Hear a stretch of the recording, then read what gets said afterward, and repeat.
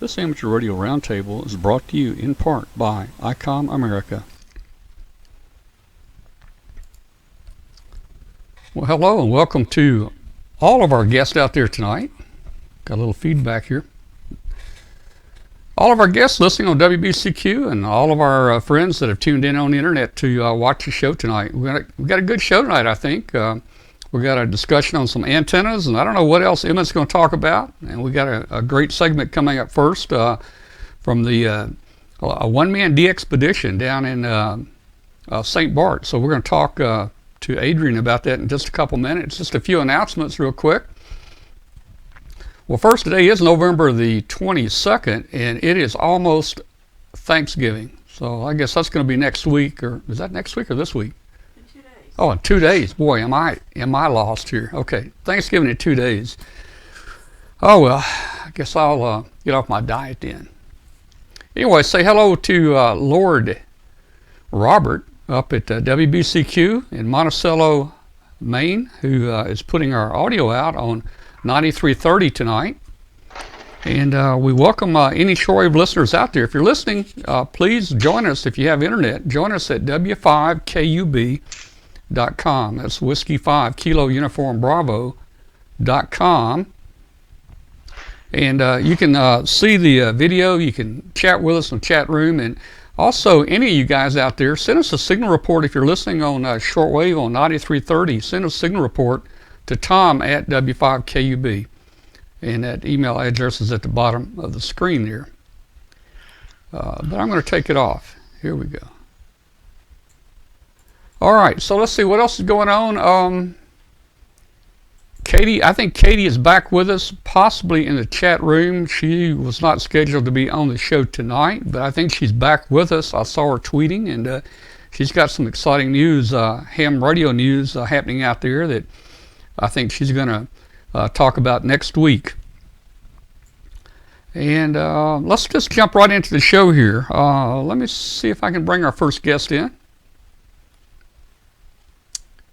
All right, there we go. Hey, our first guest is Adrian Chuperka. I said that wrong, didn't I? Almost. You almost got it right.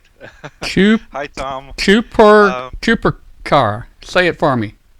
Chuperka. Okay, Chuperka.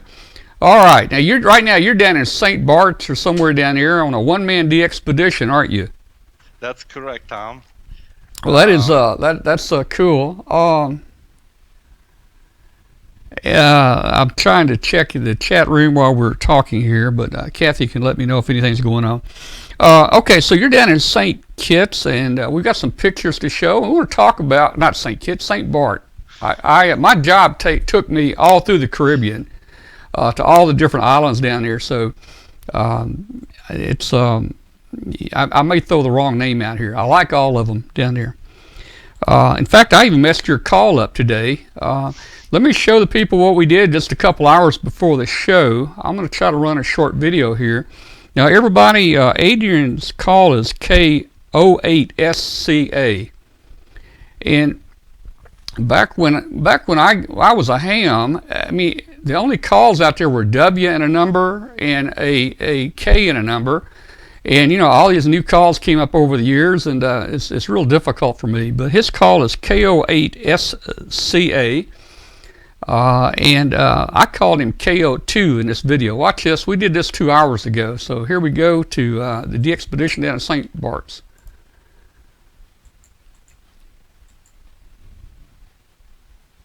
KO2SCA.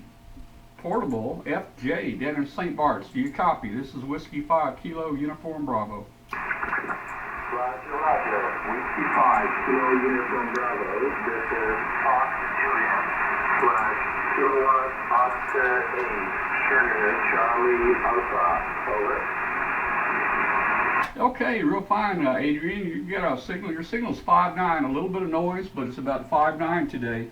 So how you doing down there in St. Barts? Are you working a lot of stations? Roger.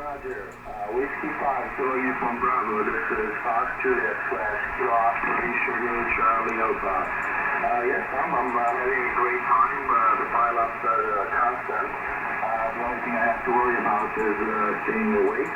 Sometimes, I sleep for an hour here and there, but whenever I do a shift here, I can use some pile-up, which is exactly why I'm doing this.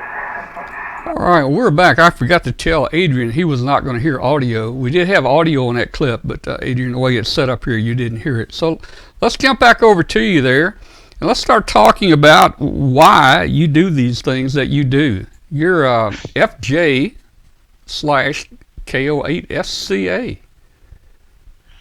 All right. Well, first of all, Tom, thanks for having me in the show. As I said, my name is Adrian, and the call sign is called Kilo Oscar 8 Sierra Charlie Alpha.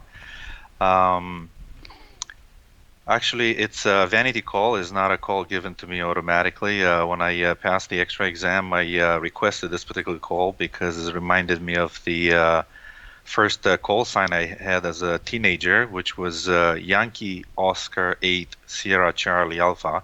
So that's why I've got this call. And the DXing is the favorite part of the hobby that I enjoy. I like to sit there, for hours, sometimes days, to get a new one. And of course, there's a limited number of countries that you can work, because you just have to wait for the expeditions to happen after you do the regular DX entities. And then one day I said, why not do it as well? So that's how it started. I started small, going close by from my hometown, which is New York City. Going upstate, and then trying equipment and seeing how it works. And then a few years ago, I met Paul Ewing, November 6, Papa Sierra Echo, which, probably everybody knows. He goes to all these incredible DXpeditions. And at Dayton, he suggested, if you like to do this kind of stuff, he said, why not just pack up your radio, get a dipole wire, and just fly somewhere, and you'll see, you get instant pile-ups. And that's exactly what I did. And since then, I went to quite a few places, and it's just amazing to be on this other side of the pile-up where everybody wants you. Well, I tell you, we've got some pictures we're going to show in a minute of you going there and what you took and how you set up. But let me ask you, you had another call, YO8, I suppose, and hey, I've been a ham 52 years, but I don't remember where YO is. Where is that? That's in Romania. I was licensed when I was 16, and the call is Yankee Oscar 8 Sierra Charlie Alpha, which is for Romanian call sign. Okay. Now, so I guess, were you born in Romania? Yes. Okay. I was born there, and then later on I moved to U.S. So that's where you got the name Chuperke. I messed it up again. How do you say it for me again? Chuperka. Chuperka. It's a tough one. Now, tell me what Chuperka. Obviously, that translates to something in English. What does Chuperka in Romanian say in English? What is that? It means mushroom. All right, so, mushrooms. Okay. That's how I got my my nickname. Everybody calls me Chup as opposed to Adrian, except for my parents, of course. And it's my last name. It's a pretty complicated one, and I joke with people that I can use it as a password. Nobody will guess it. All right. Well, good. Well, mushroom. I don't know what my name translates to, but that's you got a cool one here. Well, look, hey Adrian, let's look at some pictures that you sent. First of all, here's a shot from your QRZ page. Everybody can look you up at KO8SCA and see a lot of information about you. But let's jump into some pictures real quick and talk about you traveling down there and setting up. Okay, so I'm just going to step through some here. You can talk about them. So this picture is me landing in St. Martin, which is an island next to this one, and there are direct flights, in a large airplanes that fly there direct from New York. And as I do expeditions, I learn more, through experience. And one of the things that I found most important is being able to pack a lot of equipment in very few bags. So the one in my right hand is the antenna, the vertical antenna. On my left hand is a carry-on, the blue bag there that contains the amp and a few other boxes, equipment, and wires, and half of it's clothing that also works as cushioning for the equipment inside. And on my back I have a small backpack that carries my transceiver and the laptop, and of course a few small little things like the paddles and stuff like that. So basically all those three bags allow me to go in the air with a big amp and a large antenna, and yet pack it in a few bags. Well, so do you have any trouble taking that type of equipment with you? Do you check it, or is it all hand carried? Now, so basically the antenna is the one that I check it in because it's very large and pretty heavy. So here is the equipment, the bags before I left home. So the antenna is the one at the bottom, fits in there nicely. It's a ski bag. And then the two bags at the top I carry on. I don't want to risk it to have the sensitive equipment checked in. So that's why the two bags at the top are for carry on. And of course, the moment you get into an airport, because of the big coil inside the amp, the aircraft amp that I have in the blue bag, all the alarms sound like crazy, and everybody, gathers, and everybody calls the supervisors when they check me, and, a few eyebrows raising, they double check everything. So I have to go in the airport a lot earlier than regular people because I know I'm going to get stopped every, possible way, which is good, that increases the safety of travelers. But, once I explain everybody what that means, what I do, then things go rightly. Also, I tape my license, a copy of my ham license to all the equipment, so that when the TSA people see something that says FCC on it, then we start having a different type of discussion. Oh, okay, cool. So, in this picture is actually taken this morning. In the picture next to me is a Kilo 2 Hotel Victor November, which is currently, he's from Maryland, and he's currently on the island with here on the other side of the island, and he activates with the call sign Tango Oscar 2 Echo Echo. And, of course, we had to meet, two hams from U.S. in the same time on this tiny island. And we had a chat about, of course, ham radio and DXing, and, he's been a ham for a lot longer. So every time I get a chance, I tend to meet other hams and learn, one thing or another about how they do things. Uh-huh. So, and he obviously wanted to see my equipment as well. Good. Yeah, sure. This is the my big IR antenna. It's this type of antenna works great when you're close to salt water and you can see the ocean behind there. It's an incredible antenna because you can work any band from 10 meters to 40 meters, and basically it tunes perfectly, and it's pretty light. It packs up. You can see the segments in there. You can basically fit in that ski bag that I showed earlier. Mm-hmm. That's a beautiful location there. Yeah, this is actually a picture that I took when I arrived in St Barts. I arrived by boat. So I've flown from New York to St Barts, and from New York to St Martin, and then from St Martin I took a boat here because the little planes that fly from St. Martin to St. Barts are too small for my big antenna. So then from there I took a ferry, a fast ferry, and this is a picture of the harbor when you arrive in St. Barts. Yeah. This is again, how the island looks like. It's basically a barren big rock, but it's covered by vegetation. And in the 50s, Rockefeller bought a property here, and from that moment on, the news got away that this is some cool place to be. And then since then, a lot of nice villas and, famous people land here, and that's basically what you see on the island. Mm-hmm. you go up and down driving, and I stopped from time to time and took these pictures just so that I give a taste of how it looks like. This picture is very nice because this is what I see through my window when I operate from here. So when I open my window, I see the ocean, and this is, an incredible view to have when you wake up in the morning or when you go to sleep. It's the same picture, but from a different angle. It's actually to the right there. It's a national park where people go snorkeling. It's a very nice area, actually, which I'm going to visit tomorrow and try to do some adventure stuff, like snorkeling and things like that. This is a shot of the base of the antenna. This is that big black box there. It's the motor inside that basically makes the antenna adjustable based on frequency. So basically, you have one antenna that tunes to any frequency between 10 meters to 40 meters.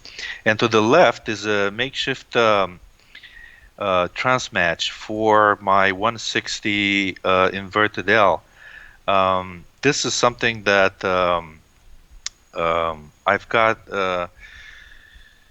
I was trying to figure out an easy solution to work 160, which is a very hard band to work. And about 6 months ago, I worked the DXpedition Victor Papa 6 Juliet from Pitcairn Island. It's a Japanese team, and I was so impressed I was able to work them so easily. So I looked them up, I called them, and I started talking. I asked them, what did he use? And the guy said, just get a spool of 500 feet of wire and, send me a diagram and a bunch of pictures. And then my good friend, November 2 Delta Victor Quebec, Bob, he gave me some parts to put this together. And then basically in a small bag, I was able to carry on 160 antenna. And so far, I made about 250 QSOs in 160, which is incredible. Basically, I use the vertical antenna to raise the 160. So this is the same thing from, this is the base of the antenna, and it's about 6 feet, maybe 8 feet off the ground. So I was able to make an elevated vertical because the bushes in front, they are too thick to put the radials on the ground. And actually worked out a lot better, but I had to get everybody involved here, and my wife to measure wires, and I spent the first night, building the radials for this vertical to make them elevated as opposed to on the ground, which I usually do. This is a shot of the equipment that I have. To the left, I have my laptop. I use the N1MM software. And then in the middle is the transceiver, my K3. It's an incredible piece of equipment. I was just impressed how well it works, and it's very light, which is an important thing when you travel. Yet it's incredible for DXing, which is what I love.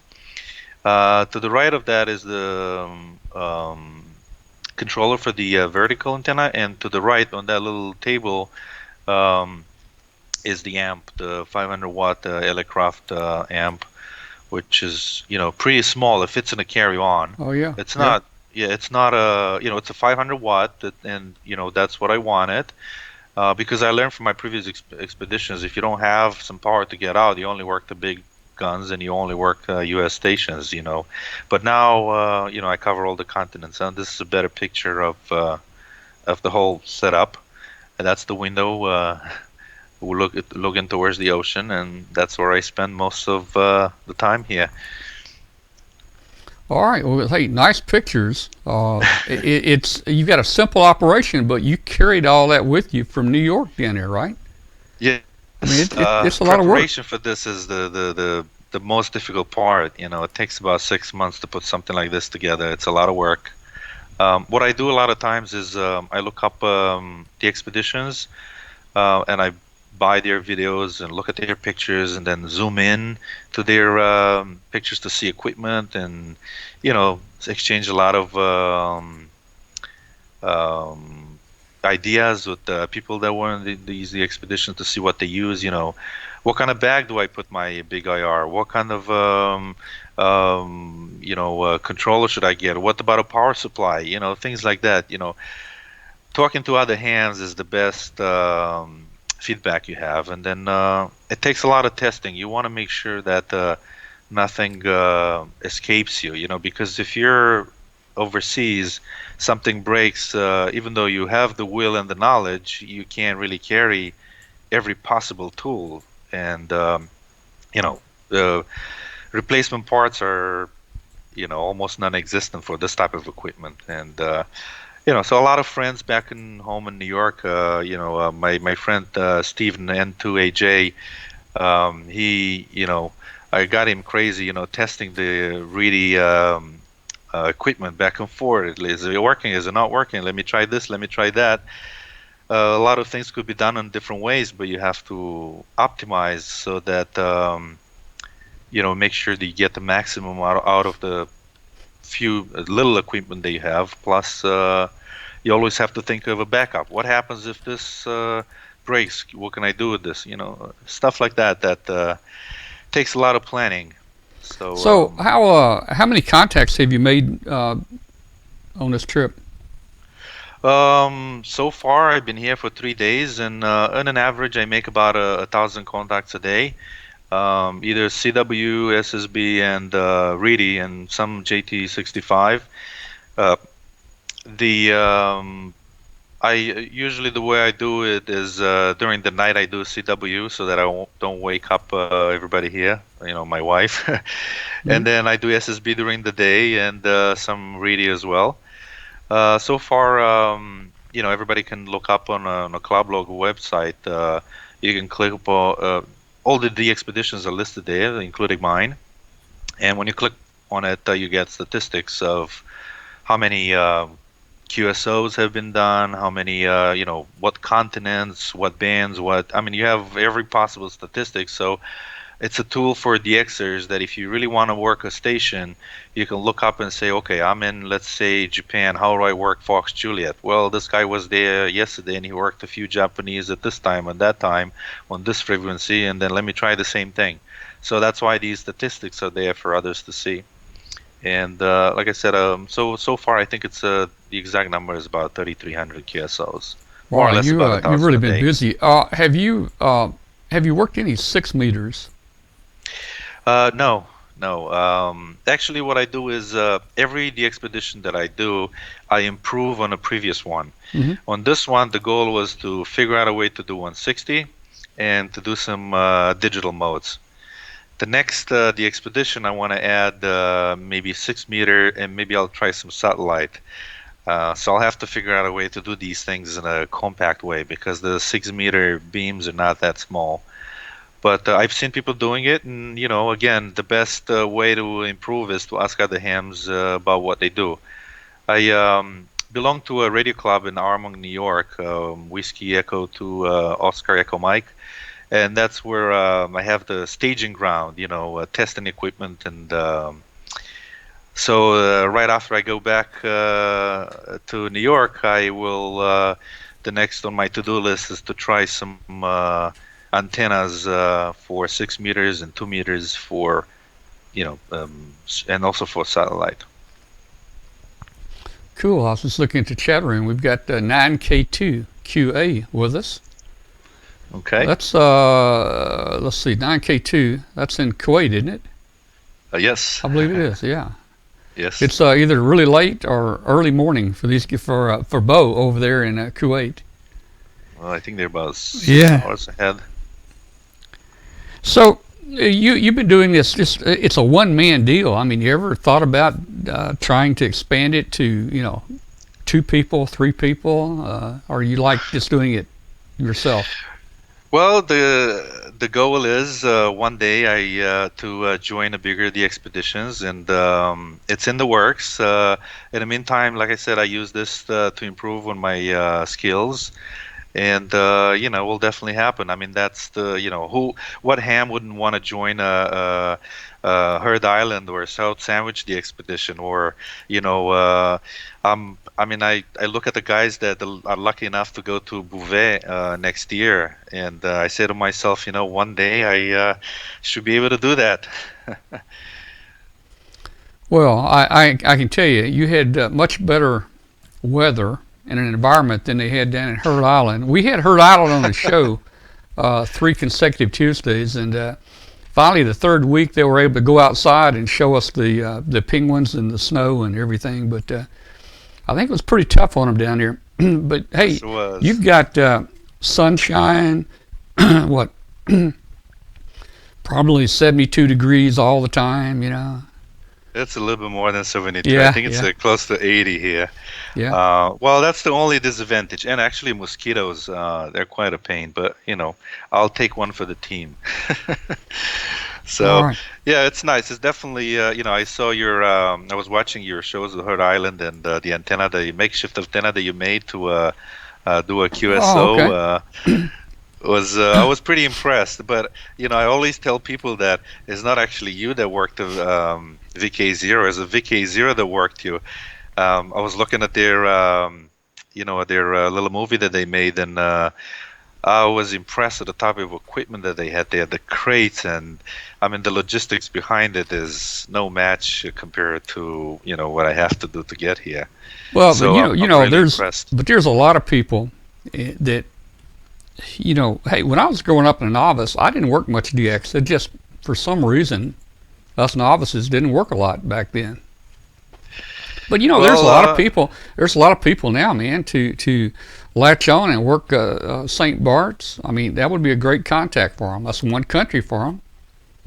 Well, I do get between you know, 10 to 20 requests a day for, you know, I want the sked for this mode, for that band, for this thing, for that.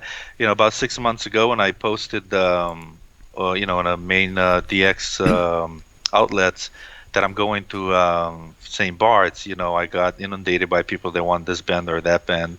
And I've got a lot of requests from Japan and Europe. St. Barts is very close to US, so it's very easy to work, you know, from North America.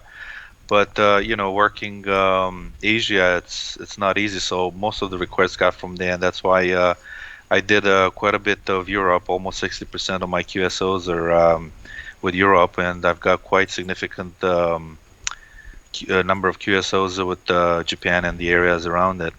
Well, with your modest setup there, the vertical and 500 watts, and about how many countries do you think you've added to this DXpedition? Well, in 3 days, I did 77. I was just looking earlier at the statistics on CloudLog.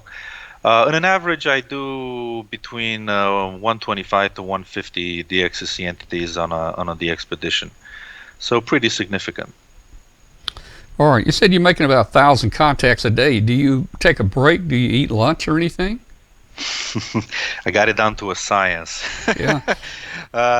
The way I do it is, you know, during the day when I have to do other things, I do like very slow modes, digital modes like JT65. You know, people ask me, why do JT65s are so slow? Oh yeah, I click on a button on a computer, and while I'm doing that, I could, you know, do other things in the meantime.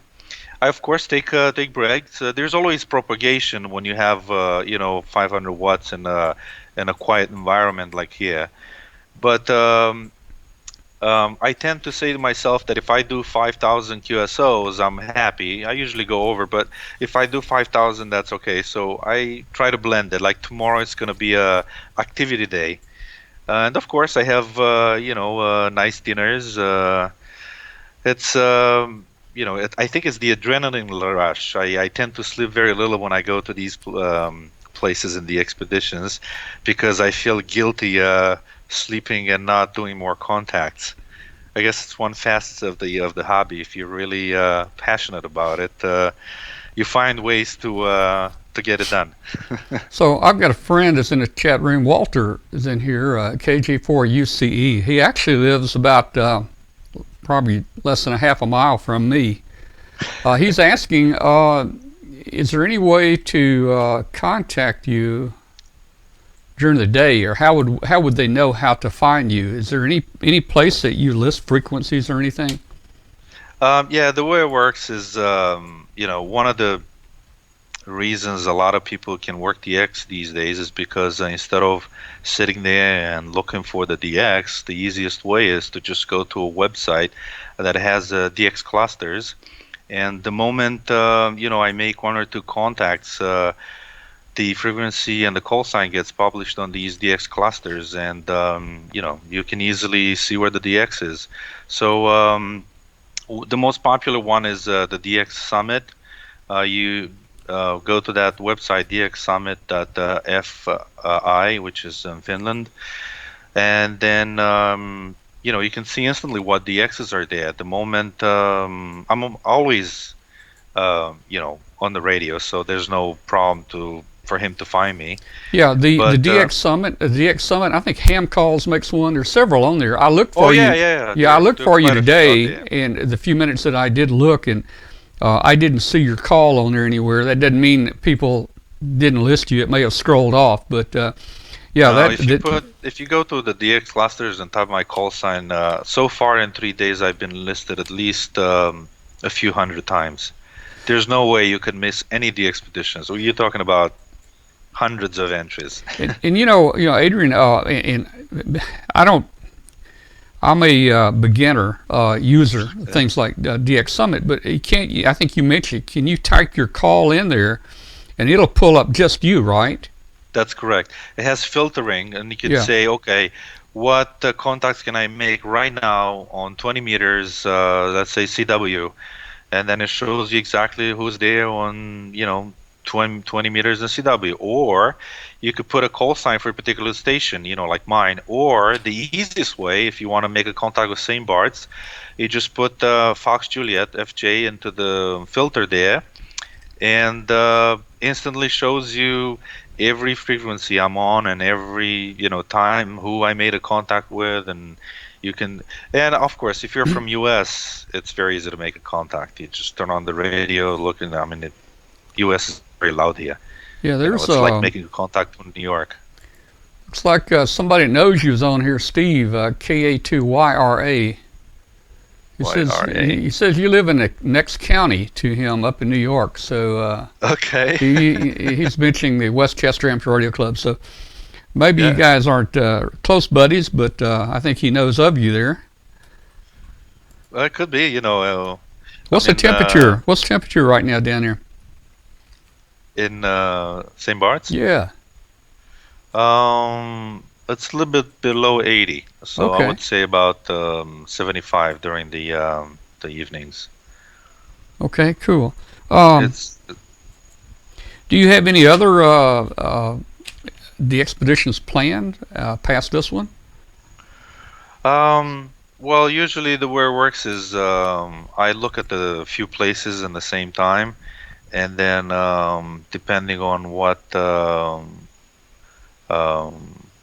arrangements I can make, then one or the other gets organized. Basically, this week I was supposed to go to Sao Tome, which is an island off the coast of Africa. That was supposed to be my DXpedition there. But by the time I was able to make arrangements, then I realized that there are 3 other teams that go there, so I decided not to go. I was a bit disappointed, but my wife looked up the charts on Clublog and said, Sao Tome is pretty rare, but look at this. There's an island in Caribbean which is as rare as Sao Tome. Why not go there? And that's how St. Barts came alive. For some reason, out of the 339 DXC entities, St. Barts is the rarest island in Caribbean with the number 125, I think. And Sao Tome, I think it was 126. So I have a few things in the works, but nothing definite yet. So are you going to get to do any vacationing down here with your wife, or will you be just hamming all the time? I do both. That's actually one reason I enjoy these expeditions. I can blend both activities. Have activities with my wife and go to dinners and visit places. 1,000 QSOs a day is not it's a lot, but it's not a lot for the expedition. Let's say you make around 100 QSO an hour, which is very easy. for a regular operator. So that means 10 hours. If you start, let's say, at 6 o'clock in the morning, at 4 o'clock you're done, and then you have half of the day to do other things. So it's not really a lot of QSOs. It gives me the ability to do other things as well. Me and my wife, we both like to travel, so we never miss the opportunity to, do some touristy activities, blend with the locals, talk to people, do other things, also support the activities. Like I said, tomorrow I'm going to go snorkeling and do some hiking. There's some nice beaches around here, so yeah, I could do both. Okay, well, great. Just one last question. How much longer are you going to be operating there? The plan is to be here for about 8 days. So I got 3 days gone, and so I have about 5 more days. I'm planning to be in CQ WW in contest this weekend, which is the biggest CW contest of the year. So I'll leave after the weekend, basically. All right. Well, Katie Allen wants to know, is there any chance that you might be on 80 meters tonight? No, 80 meters. I have a dipole that I brought as a backup, and that one has 80 meters. But I haven't installed it yet because it requires, for a dipole to work properly, it requires a height of at least a quarter of the wave. So that means 80 meters divided by 4, that's 20 meters, which is about 60 feet. Yeah. So if I don't put it at least 60 feet up, it's not going to work properly. But I will be on 80 meters probably beginning Friday. I might install it on Thursday night, and then I'll be on 80 meters for a couple of days. Okay, well, I'm sure there's a lot of our viewers that are all getting ready to work you now, and knowing that you'll be there 5 more days. So, Adrian, I think we're probably going to move on to our next segment here in just a minute. Is there anything, any last points you'd like to tell us about, this endeavor you're doing down here? Well, I just want to tell people that it's not as complicated as it seems, but preparation is key. And then, like others told me, if you really like to do this kind of stuff, just pack a transceiver and a buddy pole, and you can go around the world and very inexpensive and still enjoy the hobby. All right. Well, look, we've really appreciated and enjoyed having you on tonight. We're going to move on. We're going to move on and bring Emmett in here before he gets sleepy. Emmett's kind of an old guy like me, and he will probably fall asleep if we don't get him in here in just a few minutes. Again, thank you very much for coming on with us, and hey, give us a report after the whole thing's over with, and we'll have you back on the show. Okay. Have a good night, and thank you for having me. All right, 73, and we'll see you later. Enjoyed it. 73. Okay, that was Adrian, KO8SCA, operating portable down in FJ land. One-man DXpedition. That's kind of neat. I might have to try that sometime. Kathy, could I be a one-man DXpedition somewhere on one of our vacations? If I can stay home. Kathy said that I can do it if you stay home. Yeah. Oh, okay. All right. Well, that's probably not working. Okay. Well, I'm gonna hang up with Adrian here and see if I can get Emmett in. So, Emmett, stand by, Emmett.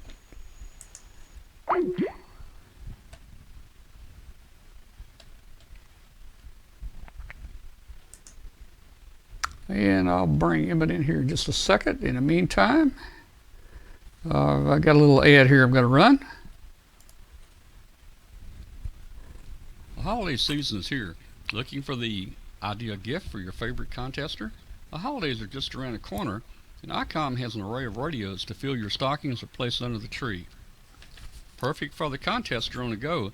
Try the IC7300. It's a high-performance, innovative HF transceiver with a compact design. The real fun starts here. Features include RF direct sampling, 15 discrete bandpass filters, large 4.3-inch color touchscreen, a real-time spectrum scope, and an SD memory card slot. Push the performance even further with the IC7600. Following in the footsteps of ICOM's flagship radio, the IC7600 has an intuitive operation and the latest DSP technologies, which include digital IF filter, dual DSP, 5.8-inch ultra-wide TFT display, and a high-resolution real-time spectrum scope. Raise the bar even more with the IC7851. Hear what others cannot hear with this HF through 50 MHz transceiver. It has reciprocal mixing dynamic range, crystal clear local oscillator, a spectrum scope, dual receivers, and digital voice recorder. Visit www.icomamerica.com/amateur for more information on ICOM radios.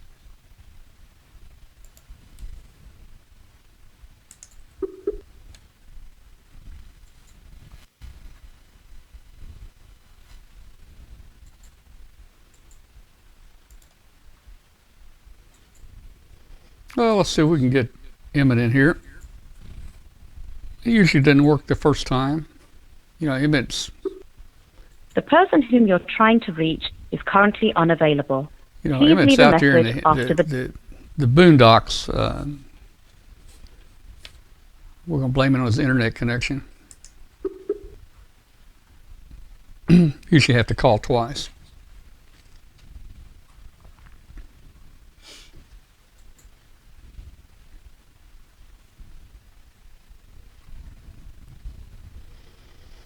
Well, it looks like we're having a little trouble with Emmett. Emmett, call me. That was fast. All right, guy, what do you got, a one-way phone line there? I have no idea what's going on. I tried, well, I have my iPad on with me right now, and it turns out that it was trying to receive your phone call instead of coming to the computer. Sorry about that. Oh, that's okay. So are you on the right system right now? Yeah, I'm on my computer right now. Okay, cool. Well, you know, guys, Emmett was on here a couple weeks ago with us, and we were talking about antennas and a few things, and we just ran out of time. I mean, if you got Emmett on here, you can talk for like days. So we decided to bring Emmett back on here. Now, Emmett, in a text or something you sent me, I think one time you mentioned Stone Mountain, you mentioned antennas. I don't know what we're going to talk about tonight, so where we're going to pick this thing up? Well, we'll probably cover a lot of bases because we don't have a whole lot of time. But yeah, we could talk about Stone Mountain. The fun part about it is there's just so many things we could do. And I'll tell you what, Adrian, I enjoyed watching that segment. And what I really liked was the ingenuity. You know, just simply keep it simple, go out, set up, and play, practice. You know, sometimes you're going to fail, sometimes things are going to work really good.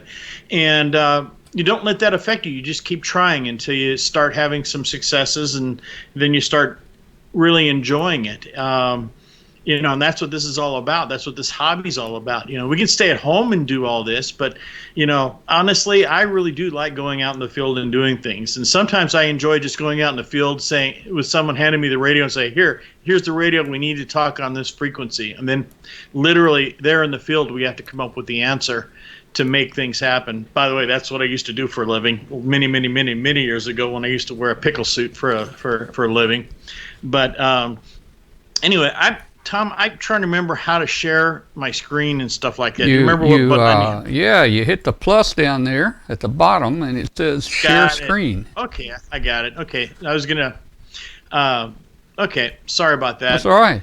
Got kind of off, working lots of hours right now. Everyone's getting ready for Thanksgiving and Christmas, and of course, we're trying to get all our products out the door, you know, before, you know, Christmas gets there. So it's going to be kind of fun. We're trying to clear the decks for Black Friday, so that way we can try and get everything out before that fun day on December 25th. So, okay, hey, we have a news flash. Emmett, do you know that your license is going to expire in 9 days? Yes, I do. Okay, just want to make sure. Yeah, that's anyway. Yeah, thank you. So yeah, that was from Ben. That was from Ben. Yeah, thank you.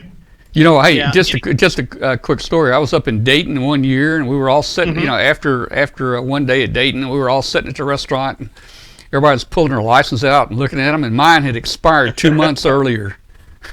All right, well, back to you. Because I have a vanity call sign, you can't just upgrade you can't just do your what is it called? You can't just renew it like a normal license. You have to wait for in a certain time period, and I'm in that period now, so we're going to be doing that here shortly. But one of the things that we did just recently was we participated in an activity out in Stone Mountain, Georgia, and I'm going to go ahead and share. Darn it!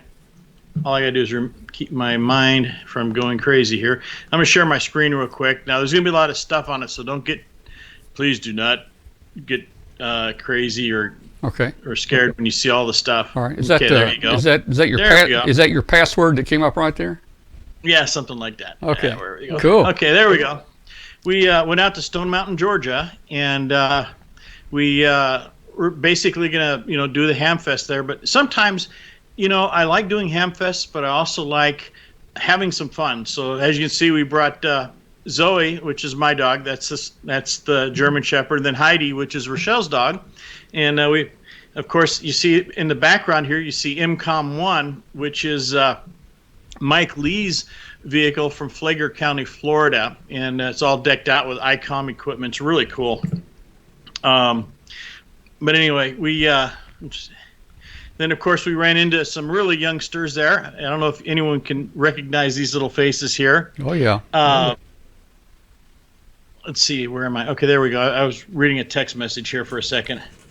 Anyway, yeah, they showed up that night, and we the idea is we want to have fun when we do ham radio, and it was kind of cool having the MCOM vehicle there, and then have James Lee's kids there too, the youngest extra class operator in the country, right there.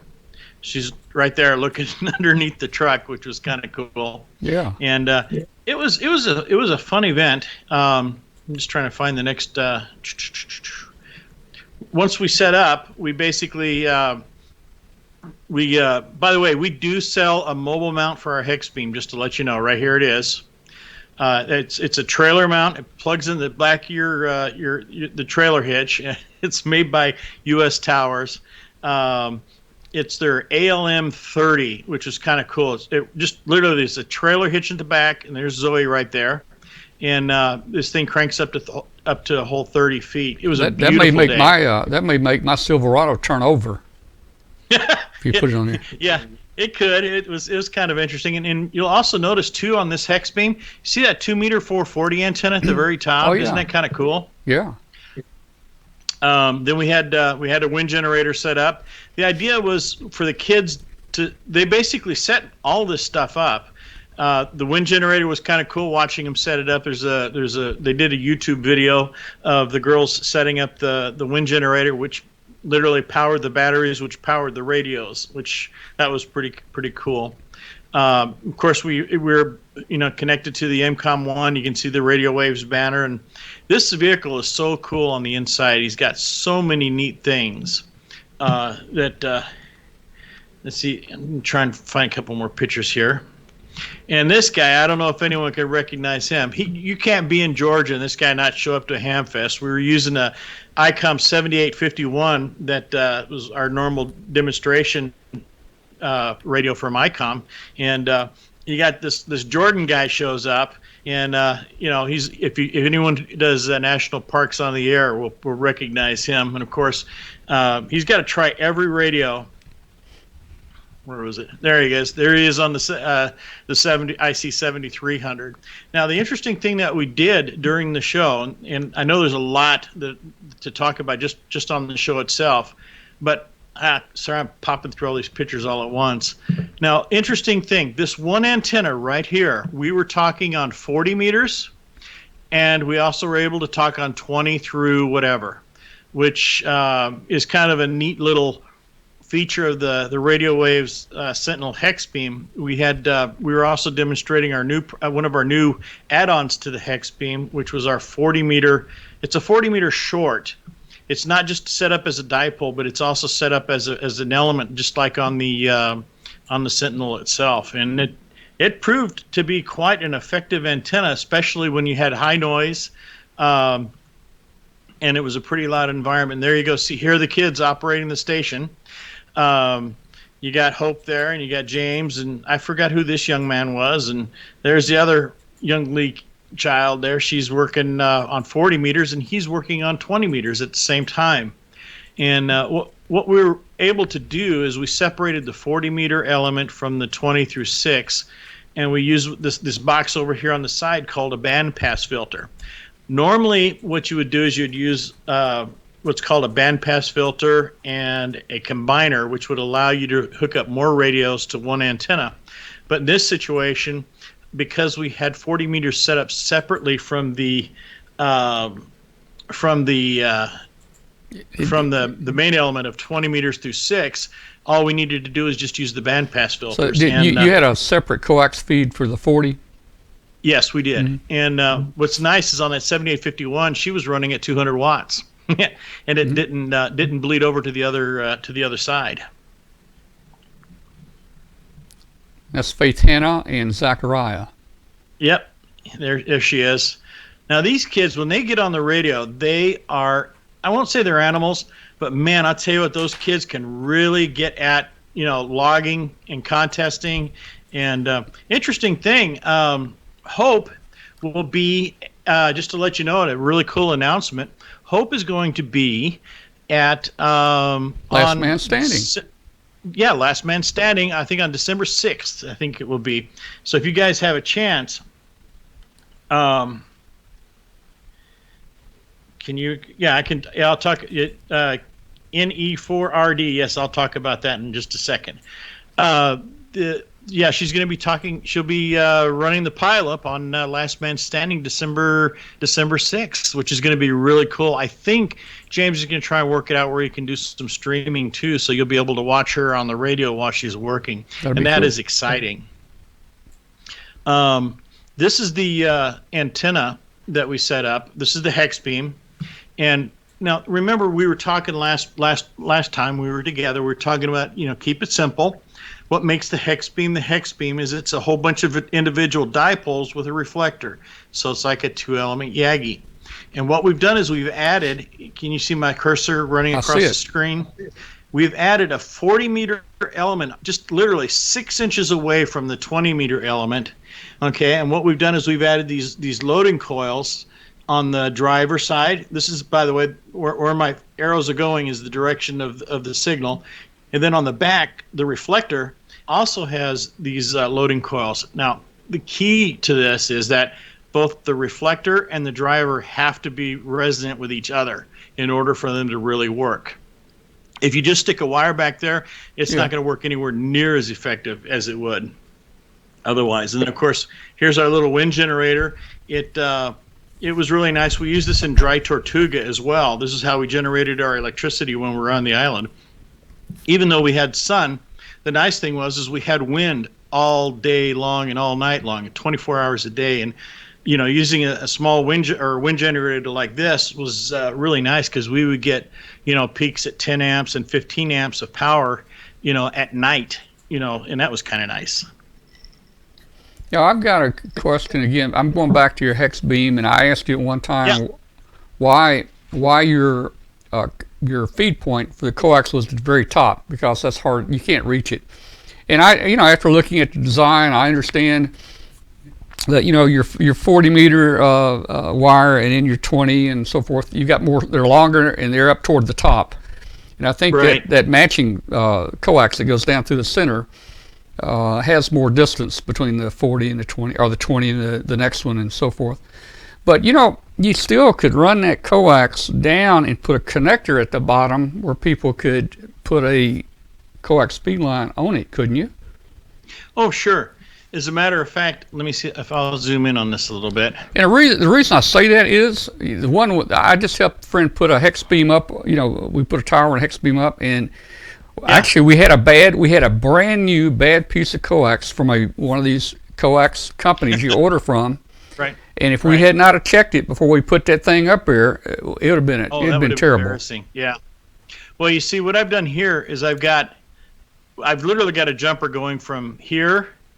It goes down to here, and then we have a common mode choke. You can't see it behind the pole, But the idea is that way you can put the common mode choke all, pretty much up in this area, which will help to eliminate a lot of the issues that you'll run into. Another reason, just a real good quick answer, why we don't feed it at the bottom.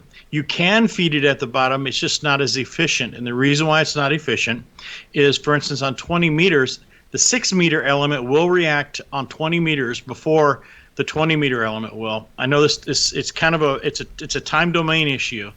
And by feeding the 20 meter element first, on the low, in other words, you feed your lowest frequency first and then go up, it seems to work a whole lot more efficiently. Does that make a little bit of sense as to why we would do something like that? Yeah, I'll accept it. You'll take my word for it. What it really boils down to is the let me see if I can find there we go. It boils down to is that by feeding the 6 meter element, even though technically it's not resonant at the 20 meter frequency, it still reacts to the 20 meter frequency. And when you feed the 6 meter first and you don't feed the 20 meter first, they're not happy sometimes. That's a simple way to describe it. But anyway, here's a nice little diagram of the antenna. Now the 80 meter broadband section we didn't put in for the show for the event, but we basically oh my goodness, where am I? Oops.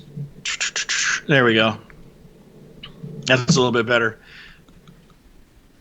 What we've done is we've set it up to where this actually, the 40 meter element itself is a separate feed altogether. And because the wire is just a little bit longer in the back on the reflector side, we actually have it folded in to where it fits. And it literally fits on the top of the antenna. So the 40 meter add-on, it's going to always be a separate coax? Yes. If we were to time the biggest reason is that the impedance is considerably different at the feed point back here than the 20 meter, and it just wouldn't work out in this situation.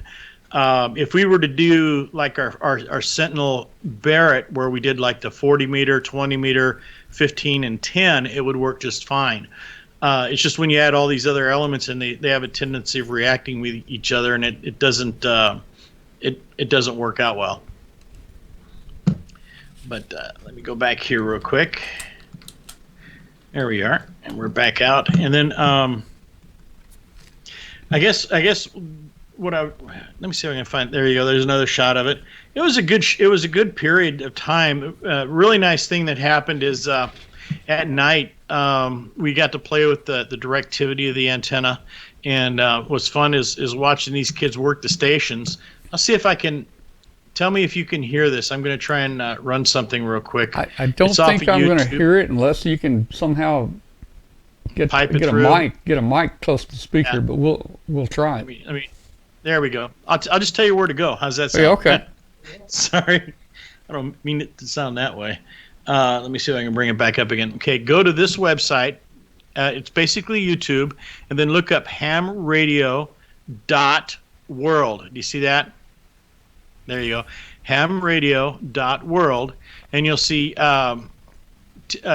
basically Hope working with an 8-year-old with his first experience on an HF radio. She does an expert job of working with the young man, getting him on the air, and helping him with his first contact. He's not licensed, so she's basically the operator. She's an extra class, so she's got it down. And of course, the guy's first radio contact is on what radio? Oh, I see that. That's an ICOM 7851. How did that happen?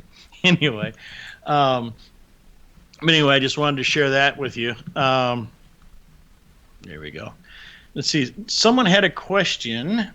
Let me see. I think William wanted to talk about version of the Cobweb or something. Oh, our Scout. Sure. Let me see if I can find it for you real quick. That everyone's making now or something. Yeah. No, not everyone's making. MFJ's making one as well. Well, it's maybe us and MFJ. Maybe he's talking about home brewers are trying to build it. I don't know. Oh yeah, I'm not familiar with it. It's not difficult. Yeah, it's not a difficult antenna. The trick is getting this part right here, the balun itself, and getting it right. the thing we like about this antenna, remember I told you in the beginning with Adrian, one of the reasons why what he's doing works so well is that he has a tendency of keeping it simple. He's not going too complicated. He's not, doing all kinds of wild and crazy things. He's just keeping it simple. Well, the Scout is literally a dipole antenna. It's a 20-meter dipole. It's a 17, 15, 12, and 10. And it's literally a half-wave antenna for each band. And what we've done is we've taken each wire, for instance, this outer wire, the 20-meter wire, we've taken it out, and we've literally wrapped it around and just given it a couple inches of space in between. Okay? Now, what's really nice about when we do this with every one of the wires is the impedance is exactly the same at the frequency at the feed point. So we can tie them all together. It's like a fan dipole, and then feed it at the balun. All right, so I see the break or the insulator there on the other side, which makes it kind of a folded or a wraparound dipole. Now, what's the issue with just disconnect it, making it a full wave loop? Oh, you could. It's just that it would be a whole lot larger. It'd be 4 times this size. A 40-meter, a 20-meter loop would be. That's right. Because to get the impedance, you'd have to have a full wave at the fundamental frequency, where this is a half wave. Exactly. Yeah. Okay. And you could do that. I mean, you've got the quad antennas that do that, where they've got multiple elements and a single feed point. But in this case, what really makes it nice is that the antenna itself looks like a TV antenna, so people really like to put it in their attic. They like putting it in different places where, it like people who have HOAs. It looks like a Moxon, but it's not. It's only at let's see, I think it is Jerry. Yeah, it does look like a Moxon to an extent, but it doesn't have the gain of a Moxon. It has the gain of a dipole. It's horizontally polarized, but it's very horizontally polarized. It looks like a big coffee bean almost, as far as its how do I say it? Its pattern? Radiation pattern. Yeah. And which is what you really want in this type of a situation. You want as much of your radiation going out of the sides of the antenna versus going straight up in the air. And what's really nice about this antenna is that we've literally, since I started making these and I've started playing with them, they're so easy to set up. And if, for instance, in this picture, it's just on one of those MFJ fiberglass poles. And oh, by the way, you can get these antennas also at Gigaparts and also at HRO. HRO's, I don't know if they have stock in it, but I think Katie will take care of that problem. Just kidding. But it's a nice little antenna for getting out in the field. For instance, we've got quite a few people who do national parks on the air that will do just that, where they how do I say this? They take the antenna, they set it up real quick. It only takes about 5 minutes, and then they're on the air. And then just pop it up the air 10, 15 feet, and then you're there. So Emmett, let me say something. I forgot to do it a minute ago. For any shortwave listener that might have tuned in late, you may be wondering what's going on here.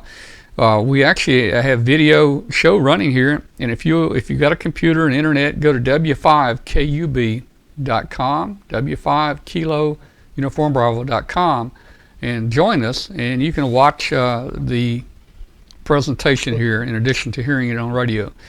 All right, go ahead, Emmett. Sorry about that. Yeah, I was just was reading the comments. It looks like Katie's going to work, but yeah, that. What's really nice, especially this time of the year, we try to clear the decks at Radiowavz so that when special orders come in, especially for the new 40-meter hex beams, we try to make sure that we can meet the deadlines, or let's just say get things to under the Christmas tree at Christmas time.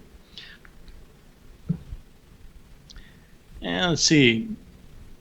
I'm just trying to see if I had, yeah, perfect. Anyway, so any other questions that we've got? Well, I was kind of looking through the chat room. I saw that Walter mentioned that this would be a good Christmas present for people. I saw that, and I agree with you, Walter. Yeah, it's a fun they're not that hard to set up too. The fun part about the hex beam is that the way we've designed it, the way we've built it is we use a fiberglass rod instead of a tube. In other words, it's solid fiberglass, not a hollow piece of fiberglass that if you hit it with a hammer, it's going to shatter. Whereas with our fiberglass, if you hit it with a hammer, it's not really going to do too much. It might crack a little bit, but it's not going to break in two. The other part that has really been kind of neat about the fiberglass that we're using is that we're offering a 20-year guarantee on the fiberglass. It's UV protected, so we're giving you a 20-year UV protection warranty, and plus that it's not going to break, or not break, but it's not going to fail on you for 20 years. So that's kind of a nice little warranty to have with this type of an antenna. Yeah. Hey, I just put the phone number out there. Let's open up the rest of the show here. If people want to call in and ask questions about these antennas and talk about the design or whatever. So 901-286-1116 is the phone number. And we'd love to hear from you. If you're listening on shortwave, call us and just say hello to us, and tell us where you are out there. 901-286-1116. So we're going to open those phone lines up. Emmett, maybe we'll get a question or two. All righty. I'm just trying to find a couple pictures here for you. I just thought having the kids on the air, by the way, MFJ really came through for the kids. They needed some headphones because of all the noise that was going on. And MFJ donated a bunch of headphones for the kids to use while they're at the event station, and I thought that was really nice of them to do that. Nice. Oh, by the way, there's been some talk about Florida. Just for your reference, we are going to be setting up. Sorry, I'm running through these pictures on you. This station will be operational. This whole station right here will be operational as the special event station for the Hamcation in Florida. So that's going to be kind of a fun thing. It'll be set up in the middle area. We're talking about, instead of using our standard 20-meter hex beam, we're looking at probably putting up a Barrett with the 80-meter element on top of that. Wow. Which will be nice.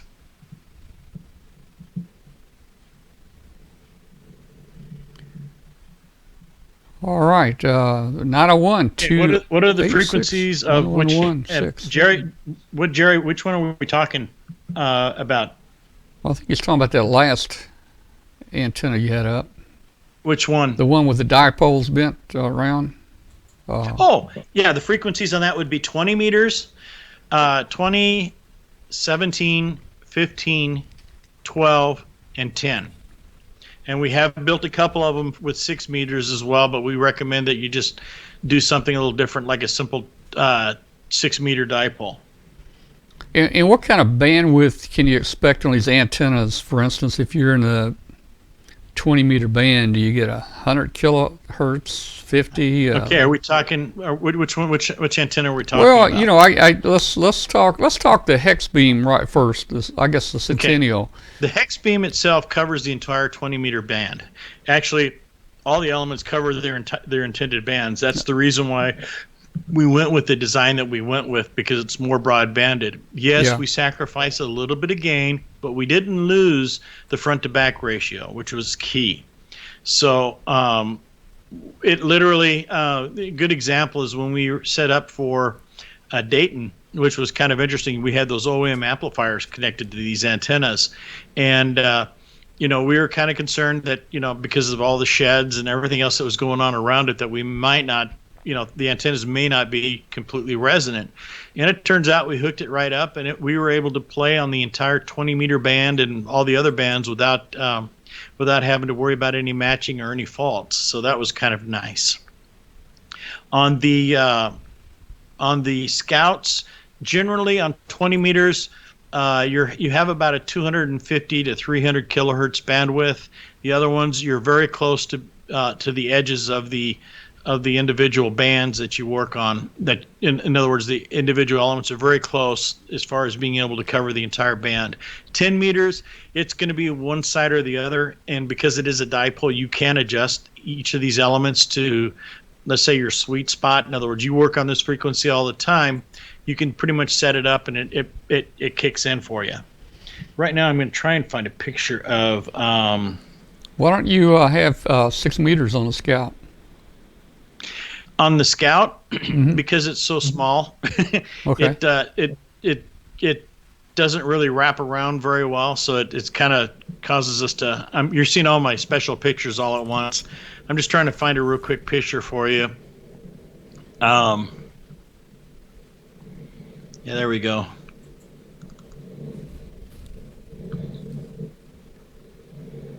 Sorry about that. There's a real quick peek at 20 meters on the not on the Scout, but on the Sentinel, and you can see I've got it set to 600 kilohertz bandwidth. Oh, wait a minute, that's 10 meters. Sorry, that's something else. Sorry. Darn it, I thought I had it here. Where'd it go?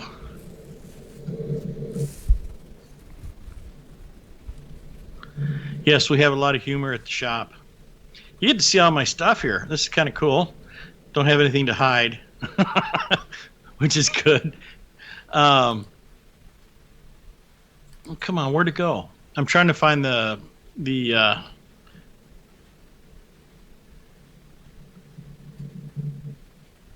me see what that is. No, that's not it. I thought I had a diagram of the of one of my SWR scans for the Scout, just so you could get an idea of what it looks like. But where's your next show? Where are you going to be next? I think the next thing we're going to be doing is Orlando. Will be our next thing that we do. So we're pretty much done for the year. Although this year we are going to go to the Batfish, and that is going to be December. Oh my goodness, December. Gosh, what day was that? December 2nd through the 4th, and we're going to be operating from the USS Batfish in Muskogee, Oklahoma. And we will be bringing in a bunch of young hams to operate in literally out of the radio room and out of the galley of the submarine itself. And they pretty much won't leave that submarine for the entire weekend. Not that we're keeping them in the submarine, it's just that they don't want to leave. And it's kind of neat having a museum piece such as the Batfish there, and basically having that ability, the kids have the ability to explore all the different nooks and crannies of the submarine.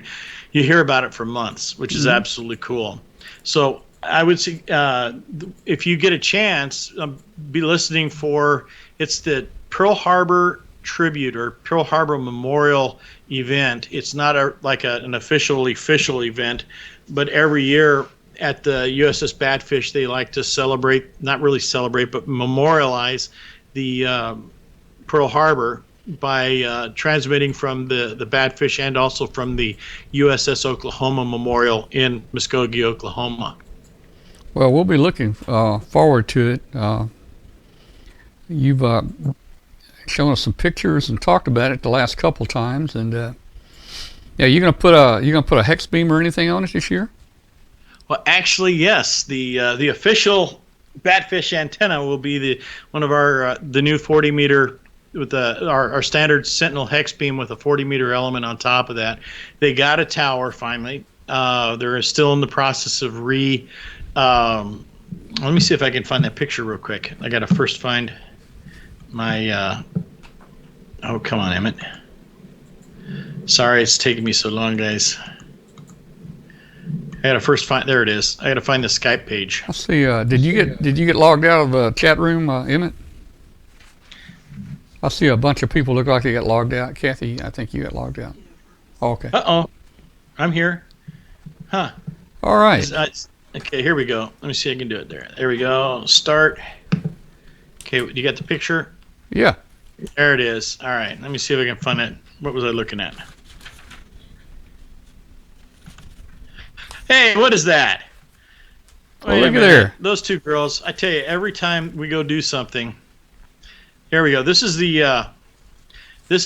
what the antenna and all that at the USS Batfish used to look like. And then after the hurricane, or not hurricane, but the tornado, it pretty much turned the tower into a pretzel. And the nice thing about it is we were able to acquire through, darn it, where is that? Through our good friends here at the EOC here in St. Louis, or in St. Charles EOC. Oh, come on. Sorry, guys. A new tower, which we just picked up. Gonna find it for you here real quick. There we go.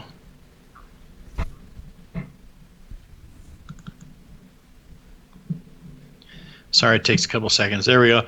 Got a new tower, a TH 75, I think it is.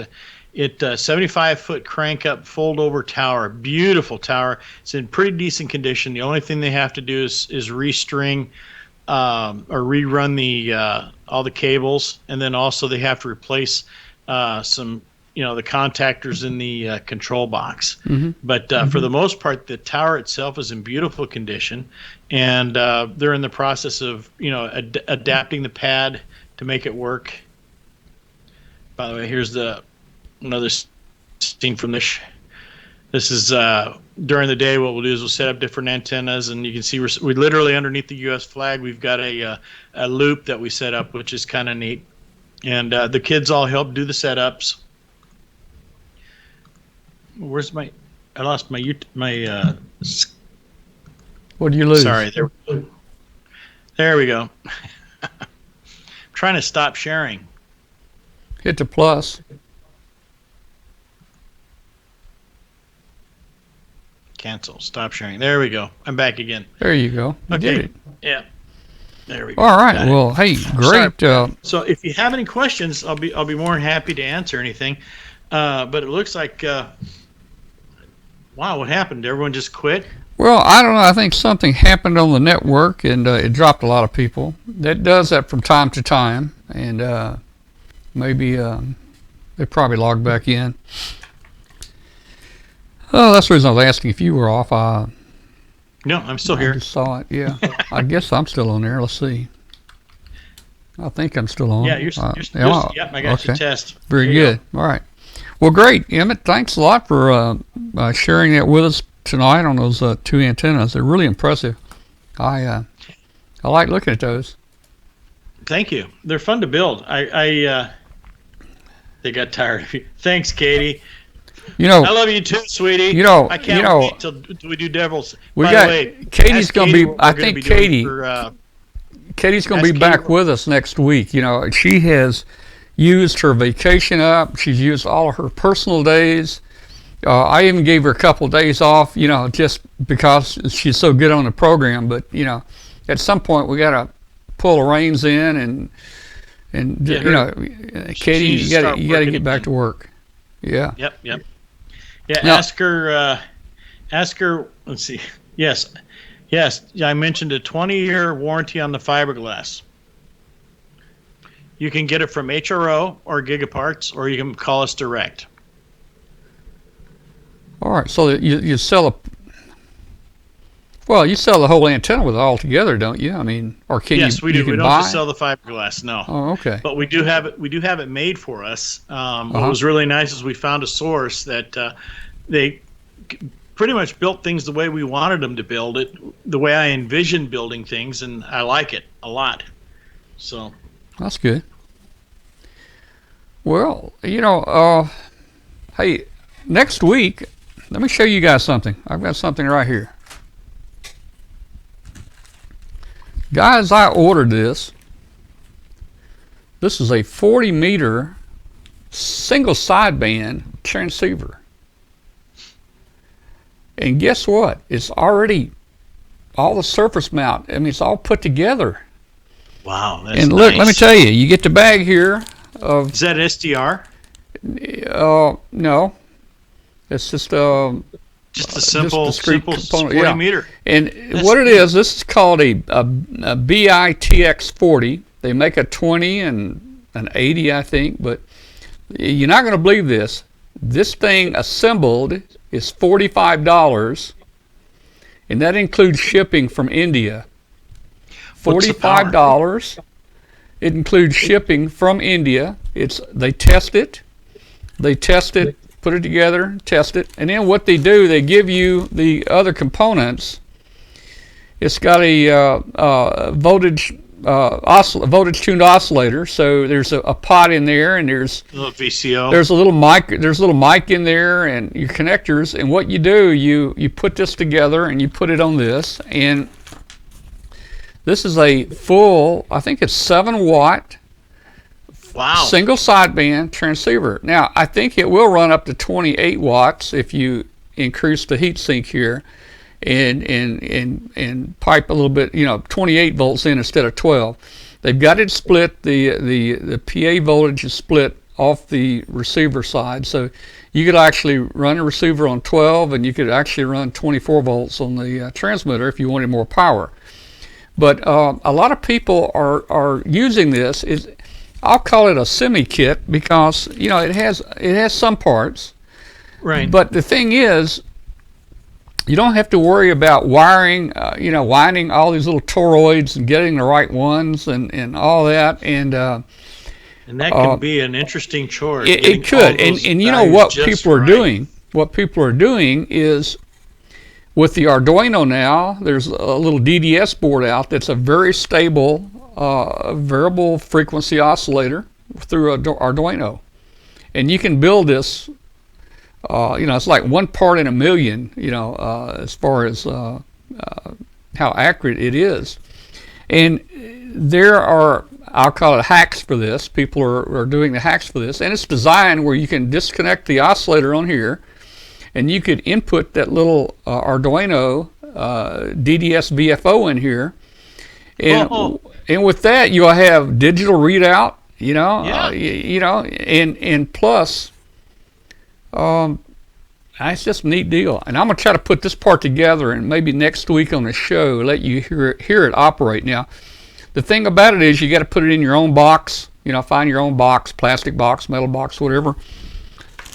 So they give you standoffs and everything in here to mount it in a box. So it's a pretty neat little thing. $45 wired and tested. $45 and 40 meters. That's cool. Including shipping from India. Wow. Isn't that something? Really? That's phenomenal. I need to send you an antenna to work with that radio. Yeah, you need to. And if you do, I'll take a picture of it. Now, guys, if you saw the last couple of shows, you saw that I went ziplining in the mountains of North Carolina, and I got kind of attached to a GoPro. Do you remember the old cartoon George of the Jungle? Yeah, George. Yeah, I kind of look like George going across those trees. Watch out for that tree. But hey, I bought me a GoPro.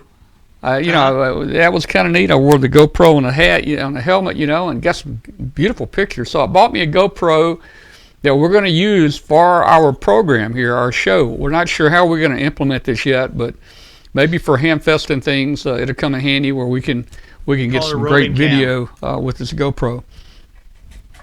Make it a roving cam. Yeah. Okay, well, Emmett, I'm going to go ahead and make a couple announcements, and then we're going to probably open up Hangout. If anybody wants to join us on Hangout and ask questions or just chat around the fireplace. And boy, I thought Thanksgiving was like next week. Boy, it's coming up fast, isn't it? Oh, you ran into the problem I ran into. Monday morning, I wake up and my wife tells me, we're only working 3 days this week. And I'm going, what? Yeah. It's like, no. Yeah, like what happened? I had the whole week all planned out. It's almost like if you ever watched the movie Beethoven, I had a schedule. The schedule's never going to be the same again. Yeah. Anyway. All right. Well, thanks a lot, Emmett, for being here with us. We're going to have you back again real soon, man, when you get some more good stuff going here. All right, buddy. All right. We'll see you later. Bye-bye. All right. Happy Thanksgiving, 7-3. All right. 73 to you. Okay. Well, let me make just a couple announcements again. It's just about time for us to go to a Hangout. That's our informal part of the show where anybody with a computer and a camera can join us. Okay. They want the name of the... Okay, the name of the radio, just look up, do a search for BITX, Bravo India Tango X-Ray, BITX 40, and it will come up. I guarantee you it will come up, and it'll show you how to order it and everything. This is going to be a cool project, I guarantee you, and when I get the VFO, the Arduino VFO, it's going to be really cool. So, again, thanks to all of our listeners out there on shortwave. We would like to really make this program much more about shortwave. So if you have ideas, give us an email or a call and talk to us. And if you are listening out there on WBCQ on 9330 tonight, we'd like for you to send us an email. I'd be very interested to see where you are when you were listening to the program, and send us a signal report. And you can send it to Tom at w5kub.com. That's TOM, Tom at w5kub.com. And even you guys, ham radio operators out there, if you happen to tune across the band tonight during the show and maybe give us a signal report, we'd love to hear from you. Some places in the U.S. You can hear it. Some places, of course, you can't. Let's see. I've got a shout out to Lord Robert. Lord Robert, there at WBCQ, the program director that's getting our audio into the transmitters up in Monticello, Maine. Does a great job for us every Tuesday night, and he's in the chat room with us. And I know some of you guys have already been talking to him, and we gave him the title Lord Robert since he's been with us, and so it's been a lot of fun there. Hey, if you're interested in getting on shortwave and having your own program on shortwave, whether you want to play music or have a ham show or whatever you want, a news show, hey, send WBCQ an email. You can send an email to wbcq@wbcq.com, and for about $20, just $20 an hour, you can have your own show on international shortwave station.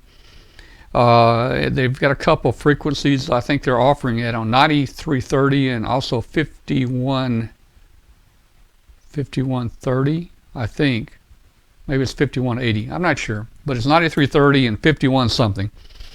Anyway, I'm sure they'll take care of you there. So I'm going to go ahead and let's see, was there anything else? Katie's going to be with us next week. She put a new tower up at her house. I think we're going to see some of that. I think we're going to have Rich Moison, W2VU, the editor of CQ Magazine, is going to be back with us for a few minutes next week talking about CQ Magazine. And we'll have fun next week, and I hope to find some time between eating the turkey where I can take this Bix 40 and put it together and at least let you hear it next week. And then I'm going to need an Arduino expert. I'm going to have to get Glenn Popel up here. The guy's busy, really busy. I have the hardest time loading the right software into my Arduino program to make this thing work. So, hey, I grew up in the old tube days. If I could find, maybe I need to get Marty, KC1 CWF on here. He could probably tell me how to load that software I need to make it work. So we'll have that. I'm going to go ahead and try to bring up Hangout. Let's see if anybody's going to join us on Hangout tonight. So everybody just stand by with us. We'll be right back in just a minute here. And in the meantime, let me just see. I got something here. I'll put something on. Hello, this is Valerie Hatzfeld, NV9L. There's nothing worse than not being able to go to your favorite Hamfest until W5KUB. They have live streaming, interviews, and tons of prizes. Just make sure you're logged into the chat room so you can win.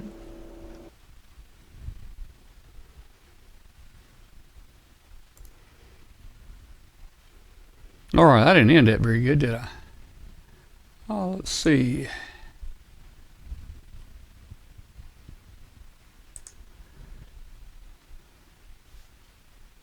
There we go. Look at there, boy. Hey, we got Bill out in Montana. Is that right? Sounds good. Sounds good, huh? Okay. Let me get your picture on here. Man, your camera's looking good tonight. Oh, is it? Man, you must have got a better internet connection or something. I mean, you got a new camera? I have it plugged in. You got what? It's all on Ethernet now here in the garage. Yeah, it looks really good there, man. What's your cap say? Wyoming? No. Oh, no, TaylorMade. Taylor. It's a golfing hat. TaylorMade, okay. Hey, man, I saw one of your tweets today, man. Is your son now eligible for the, well, there's no draft anymore, right? The selective service, right? Got to register. Yeah. Yeah, he turns 18 on the 10th next month. You know, yeah. You know, let me see if I can find, hang on, let's see. Yeah, that'll work. You know, I remember back in the 60s, when I turned 18, of course, you know, all males have to register, but we had a draft going back then. So it was a lot more. Yeah, a little different situation today. It was a lot more funner days back then. You got your draft number and everything. Yeah, you know, actually, I'd already been in college. I think I was already in my third year, and the draft was going pretty good about then. You know, this is late 60s. Like 69, 70, somewhere. I mean, we're getting right at the peak of the war and everything, and I was getting close to getting drafted, let me tell you. So I told him, I says, you're not going to draft me. You're not going to draft me for 2 years. I'm joining for 4. I showed him, didn't I? It's a little bit easier that way. And then, and even though at least the direction you go. Yeah, even though I joined the Air Force, I played Army for 2 years. You know, we slept in tents and went on deployments and had an M16. We bloused our pants, and I played Army for 2 years. And so I told him, no 2 years for me. I'm going in 4. Look at that. Oh well. Okay. Well, Bill's asking about Hangout tonight. Oh, let's see. Let me put the link up here. Bill, it's in the working. It's in the topic up there. Bill, can you copy that and paste it? Yep. Yeah, I'll do it right now. Yeah, Kathy's already bailed out on me here, so we're flying solo right now. And when we fly solo here, you see, I got this to work. I got this, and we're kind of doing this and that, and I've got this, and then over here, and then we've got a little bit of stuff here going, and you know, all the mouses here. So, you know, hey, there he is. Hey, man. There's Mike. Yeah. Good evening. Hey, there he is. How you doing there, Mike? Hey, we're doing pretty good. Hey, we finally got snow up here. Did you? What happened to your picture? Yeah, your picture went away. What happened to your picture, man? That snow must be... Yeah. It's got a little snow fade going on. The snow must be getting in your Ethernet connection. Uh-oh. I can see me in there. You don't not see me, huh? No. All I see is just a little round picture of you. Call us back. We want to see your face. Last time this happened, I had to log back out and come back in again, so we will do that. All right. Yeah. And then we've got Steve. Steve's in there. Who is Steve? That's a new one. Steve? Hello, Steve. Steve's not home. Earth to Steve. He's muting himself and unmuting himself. He must be playing around with the settings. Oh, he just dropped. Yeah. All right. Well, Mike's back with us. Oh, I'm there. Okay. Yeah, man. You working now? You working? Well, let's see. It's 57 degrees down here. No snow tonight. Hey, I got a balmy 30 degrees. There you go. I think we're in the mid-30s. Oh, let's see. Katie said good night. She bailed out on us, it looks like. Didn't even check in on Hangout.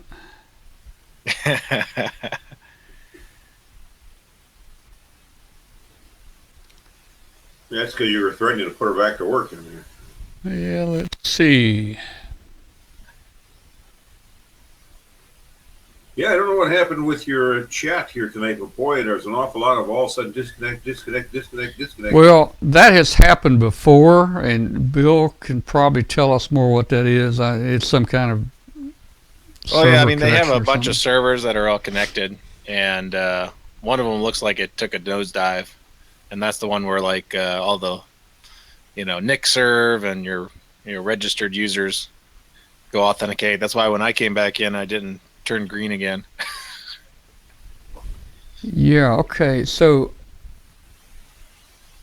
I never left. I'm green. I can see it. So Yeah, it depends they're on which still server asking you were about connected to. I Hangout. was They're still connected asking to about one the of them. Hangout, but let's see, Hangout. Yeah, you put it in. You got it. Yeah. Yeah, boy, I'm getting hungry already for some Thanksgiving stuff, man. Just a couple of days. My mouth's watering. I kind of There's some turkey, some stuffing. Man, I kind of got off my diet and my exercise regime this last month. You know, I was on it solid for 2 months and lost about 20 pounds, but I've gained about 3 back, and I hadn't done no exercise or nothing, man. And I've gone back from 3 to about 5 meals a day. So I got to get back on that real soon. I'll do it right after Thanksgiving. Yeah, that's when I'm starting my diet. Yeah. Yeah. Yeah, and then it's right after Christmas. Let me, Robert, if you're listening there at WBCQ, if you have not already terminated the radio program, you can go ahead and do that because probably nobody wants to hear us chit-chat. I'll go ahead and join the uninteresting part of the show. Yeah, let me just go ahead and hit disconnect on that. There we go. He probably already shut us down. So that's not the prettiest part of the show, actually. I mean,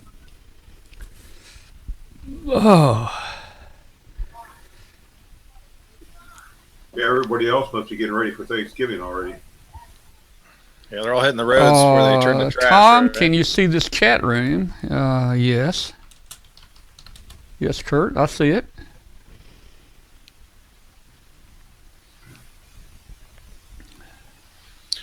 I can almost see through those now. You know, Kathy, about every week she makes me watch. She cleans mine. She says, "I don't see how you see through those things." Yeah, I'm the exact same way. I'll just I leave it alone, and I'll go in and out of the hot tub with them and everything else, and I'll end up going somewhere and it's like, wow, it's kind of cloudy out. And I look at my glass like, oh wow, no wonder why I can't see through. Well, not that problem. I don't know why they get so dirty. You get outside with the pressure washer, and you're hitting the house and stuff, and then later, you got the leaf blower, that thing will blow bricks, and you're blowing dirt and stuff all over the place, and you're sweating. That's what it was. Is just that clear hand soap, that stuff in the container. Yeah. The clear, a little hot water, get them wet, with that soap, and rinse them off. Yeah. Well, anybody see Doc in here tonight? I don't know if he was in the chat room or not. I didn't see him. Yeah, he was in the chat room. Oh, he was? Oh, okay. Okay. Yeah. All right. Well, so everybody get dumped. Yeah. So, hey, Bill number 2. I saw Hoss is back. Is he back in the hospital? Yes, sir. He is.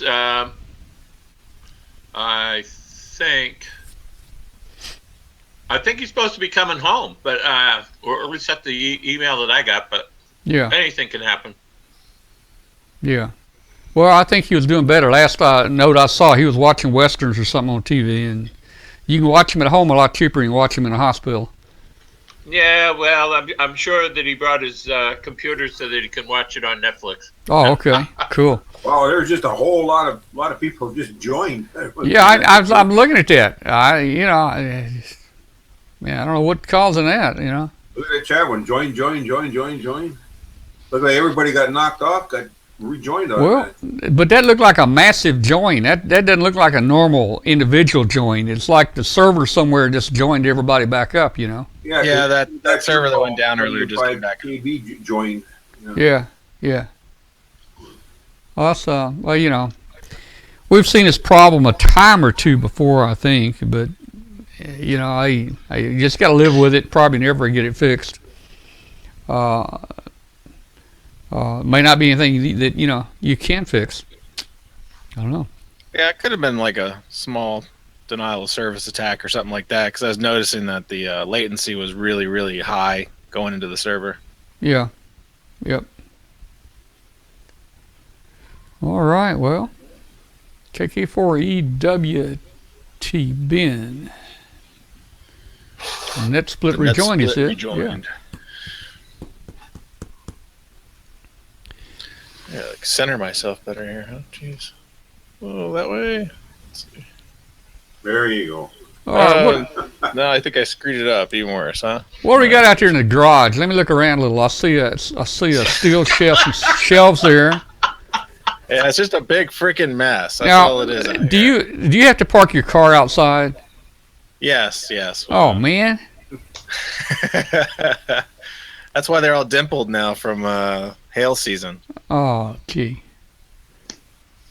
Well, if I was your wife, I would make you move all that stuff to one side where she could pull her car in, you know. Well, yeah. So I'm actually sitting like sideways in the garage. Oh, okay. The garage actually goes this way. Yeah. So I actually got a camper sitting in here. So there's something in the garage that is a vehicle, not a. Okay. I've noticed on the other side has all my woodworking stuff and everything else that I haven't put away yet. Yeah. I noticed on the statistics here on the show tonight, I have dropped on the stream. I've dropped 2,600 packets in the last 2 hours. I don't know if that's a lot. Yeah, I was noticing your stream was a little bit grainier than normal. Is it? Well, yeah. I moved a keyframe. There's a keyframe rate. I moved it down to 4. That's what YouTube recommended. I think that's supposed to help solve buffering issues or something, or I don't know. Yeah. I think the default puts you up in like 200 or 300. But I did move it down tonight. Yeah, but usually I see 0 packet loss usually, and I don't know why it's so much tonight.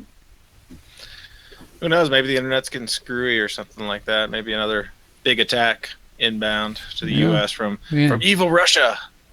Well, we got Kurt. Kurt's lighting his pipe up. I don't know why Kurt's not going to get him a camera and get on a hangout here with us. He's on here every night with us. Secondhand smoke, you know. Yeah. He's Kurt, courteous. if you're going to smoke that pipe, you need to get on a hangout with us, Kurt. You know, Kurt's supposed to be coming to Memphis. I think he's moving to Memphis area. I need to find out, Kurt. When you gonna make that move? Yeah. I don't have my pipe. I just have my 3-pound bag of M&Ms. I'm still chomping on. Well, actually, I got 2 of them. Each bag was 3.5 pounds. It's had this since September. It's slowly going down. Boy, I tell you, M&Ms. That was the first thing I got me after about 2 months of no candy. M&Ms was the first thing I bought me, man. A big bag of M&Ms. Of course, they're little. You know, they can't have many calories. Yeah. Because you never eat more than one. That's the peanut, and here's the regular. I'll eat both, but you know, I kind of like the regular one. I'd share it with you here if you want to reach. Well, that's what my daughter sent me for my birthday. 7 pounds of M&Ms. Gee. I just booked my flight for Dayton. Did you? Yep. So all set. That's cool. Okay. Well, we haven't made any plans other than a room up here. So.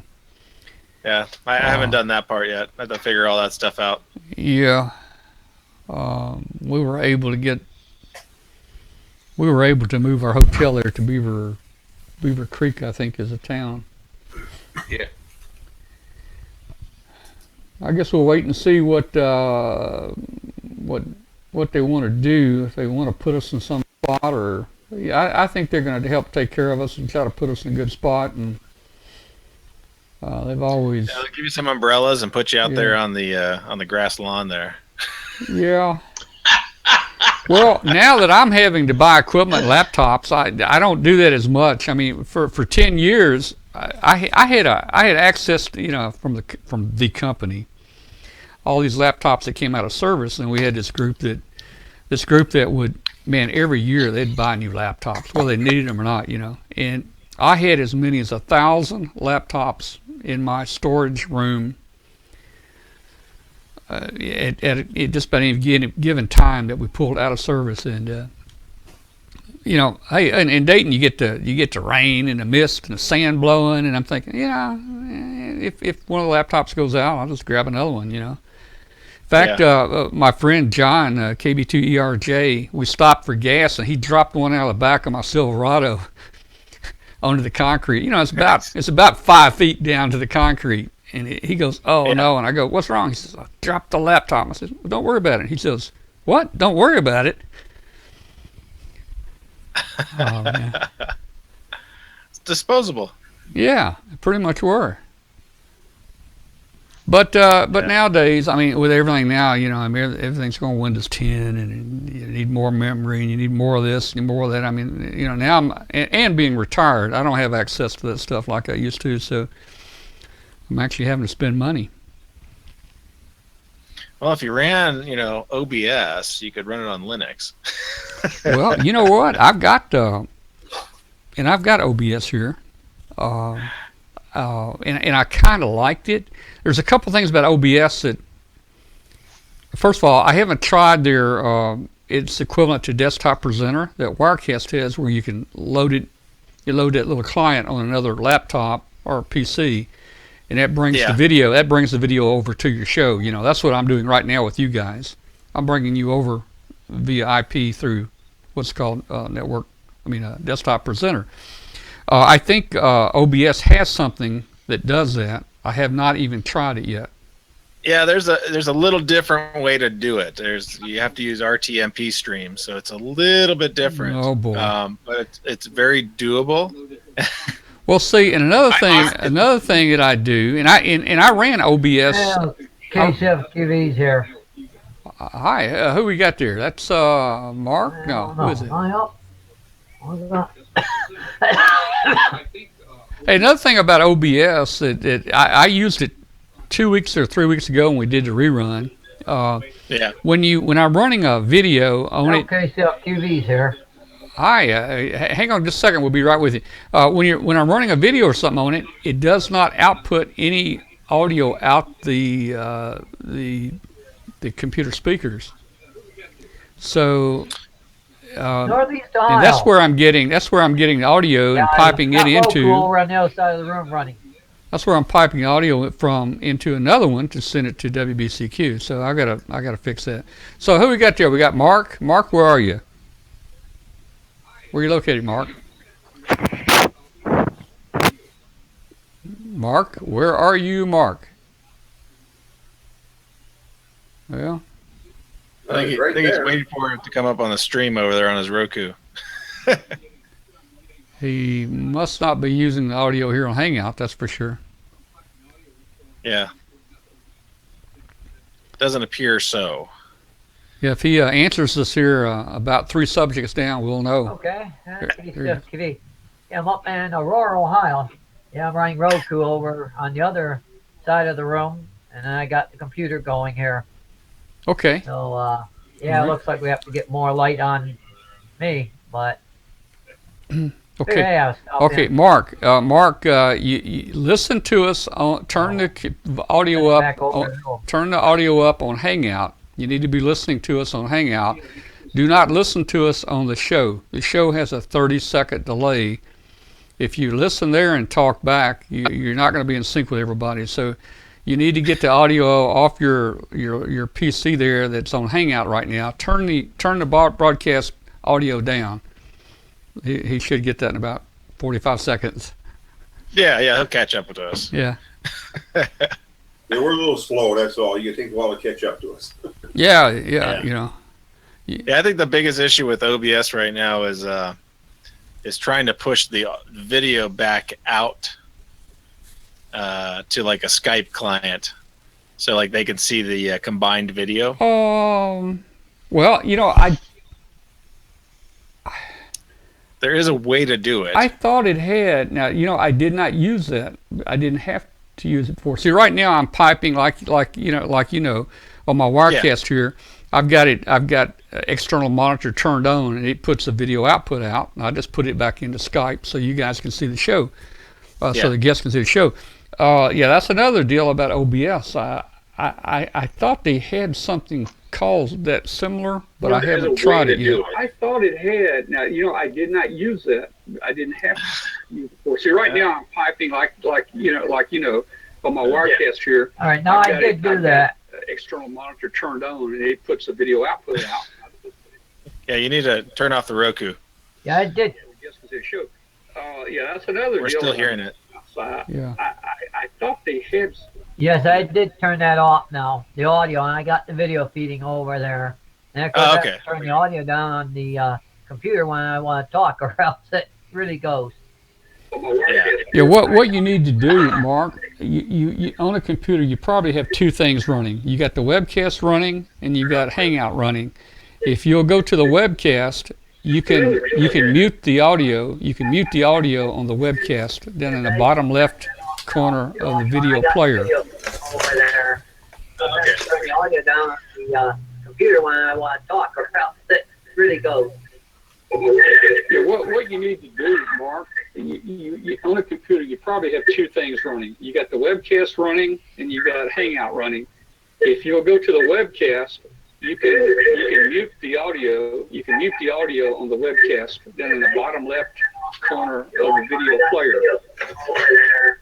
Turn the audio down on the computer when I want to talk, or else it really goes. What you need to do, Mark, you on a computer, you probably have two things running. All right, well, Mark will get that under control sometime here.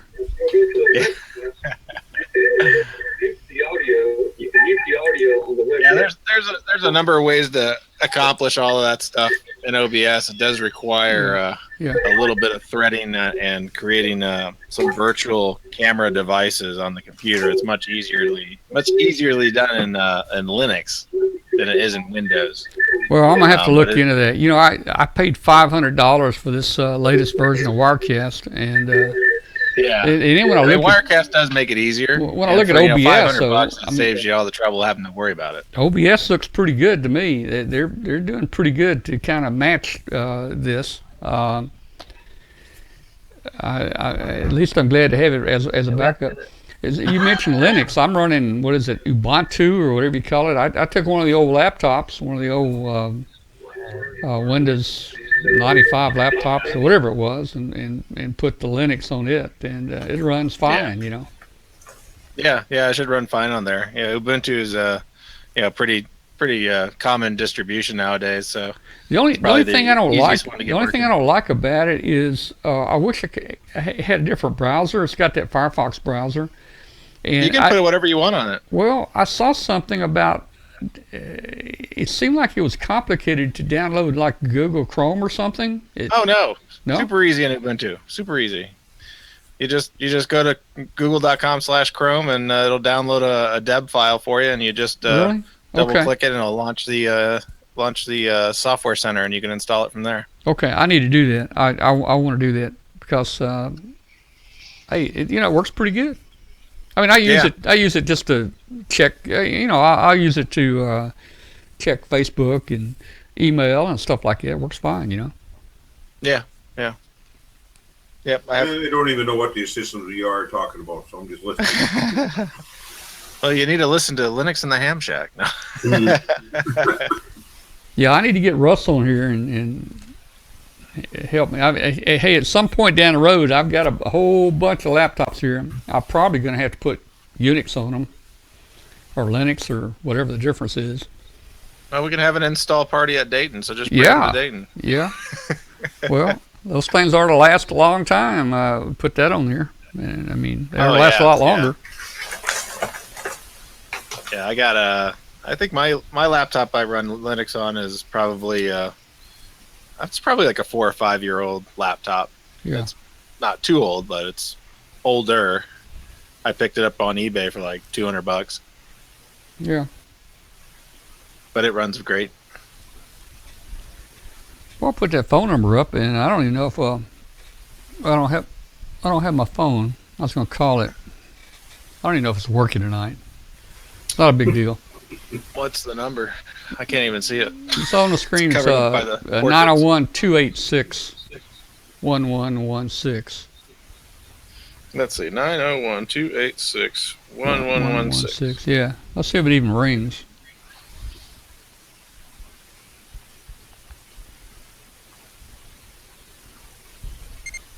Well, I hear it. Let's ring it. Let's see. All right. Howdy. You're on the hotline. You're on the hotline. You're on the telephone line. That's pretty good. That works. Are you there? Yeah. Yeah, I hear you. You can hear me? Yeah, I hear you. I had to turn it up a little bit. Are you hearing me come back to you okay? Oh, yeah. Okay. Yeah, you sound great. All right, cool. Yeah. All right, bye. All right, bye. All right. Yeah, that worked good. Yeah, that's the Skype. Actually, I'm paying for a Skype number. You know, I was using the Google. I was using the free Google phone, but you know, when I started off with that, the ringtone was so loud it was busting everybody's speaker. So on oh yeah, I remember that. This was on Skype. You can change the file that you play for the ringtone, and I've got a little beep, you know, a little quick beep in here for the ring now.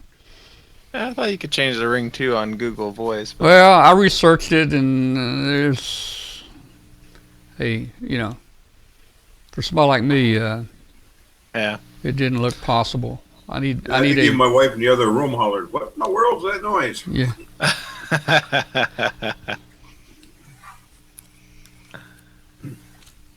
All right.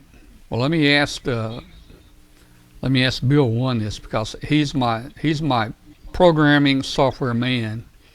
I'm about to get ticked. I love Chrome, but I'm about to get ticked off with it on my desktop because it's got some type corruption to it where the pages don't load. I have to hit reload and reload and reload, you know, to get stuff to load, and it does it pretty often, you know. I had that happening using Explorer in the last couple of months.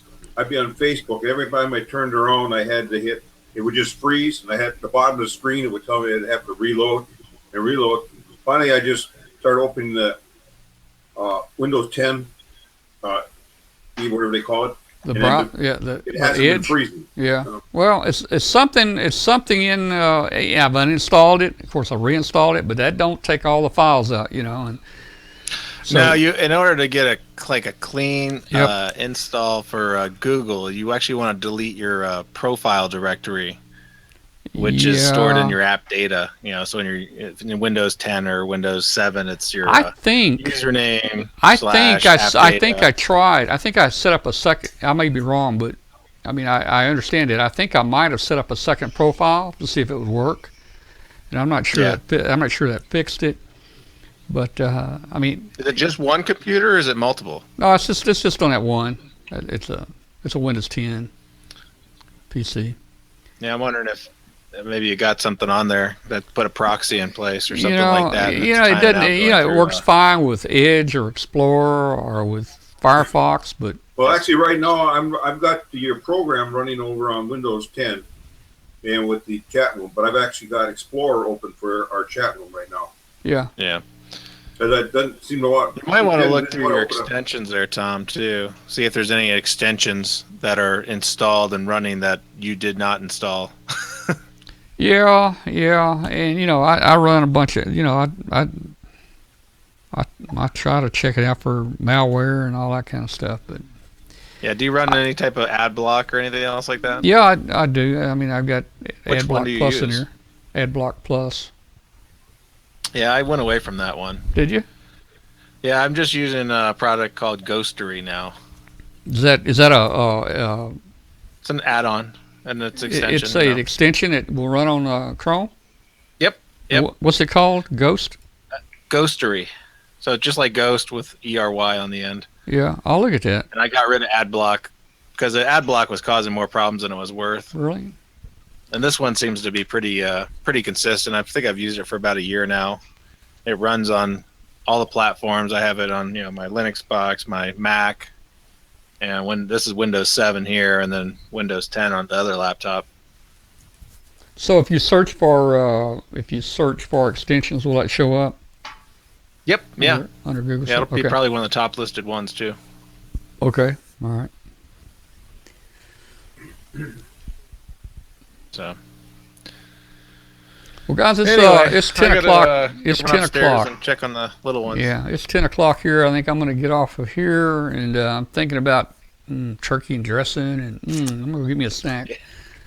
Yeah. Some cranberry sauce. Yeah, man. Well, thanks for joining the show tonight, everybody. Yep. Happy Thanksgiving. Have a great week. Yep. Same I think we'll do the same. About time for the 11 o'clock news. We'll see what's happening in the world before we call it a night here. Yep. There you go. What about you, Bill, up there in Massachusetts? Good night to you there, Tom. All right. Well, good night to you. When are those guys from Ohio coming down to see you? You know, they're coming from they're coming from Nashville. Yeah. It'll be John and Lou. I think it's going to be December 7th. I think that's the date. They're just going to drive over. Well, no, I was just curious. Yeah, drive over for lunch, and then they're going to drive back. Yeah, I was hoping to talk to Doc about that school bus accident down there in Chattanooga, but he didn't show up. So yeah, I'll just have to go by the posts here on my phone. Yep. All right, guys. Good night to everybody, and we'll see you later. And enjoyed having you on the show tonight. Thanks a lot for joining us. And I'm gonna go ahead. It's been my pleasure. I'm gonna go ahead and say good night to everybody in the chat room. There's still always a few hanging in here. Kurt. Oh, the phone's ringing. Who's that? Let's see who that is. Probably somebody wanting to buy pizza or order pizza. Hello. Hello. Hey, W5KUB? Yes. Yeah, this is KCLKV. Yeah, I can say there's a lot more for me to learn to see which ones to have audio up and audio down, but... okay, well, let me get your volume turned. What was your question? Oh. Is that Mark on there? On the phone? Yeah, I'm KCFQ on the phone. Yeah, hey, Mark. Yeah, I think earlier you had a delayed, one of our delayed feeds coming in, and it was causing some feedback, but you'll get used to it. You'll figure it out. Yeah. And like I said, it's amazing what we can do with this technology. Yeah, it is. Now, you're up in Akron? Yeah, in Cleveland, about 30 miles north of Akron. Okay, cool. Well, that's where our friend astronaut Doug Wheelock now calls home, I guess. His wife is from Akron.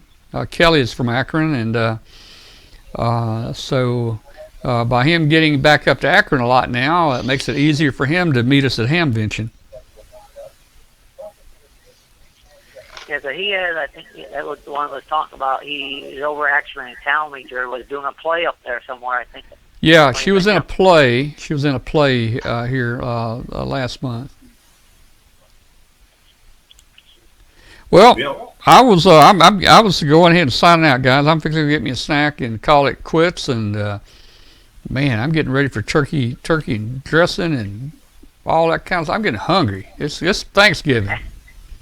I see the chat room is going crazy again. And after we eat this all, like we ate too much. Yeah. But it's all good food. Oh yeah. All right, I'll let you go. Okay, guys. All right. Well, we'll see you. Know that. Yeah, there's a lot of little things to learn to which one to get closed up, or else use a lot of different computers so each thing can do its own thing, and you can't control it by mechanical. We're glad to have you. Thanks a lot for calling in tonight, guys. I'm out of here. Right. Good night. Good night, Tom. Happy Thanksgiving. All right. Let's see. If you guys want to stay on hangout, stay on all night if you want to. No, everybody else left. All right. We'll see you. All right, Kurt. Kurt, tell me, when you going to come to Memphis? Are you moving to Memphis area? When are you going to do that? I want you to come by and visit with us. 73 to everybody.